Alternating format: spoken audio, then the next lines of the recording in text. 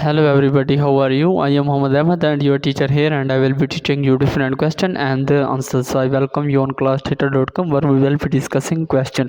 So let's get on the question. Our today's question is, what is a planogram? Option A, a visual map that shows shelf height and merchandise and signage placement. Option B, a store's floor plan that shows the different departments in that store. Option C, a store floor plan that shows where ads and displays go. Option D, a notice that tells employees the advertised special of the week.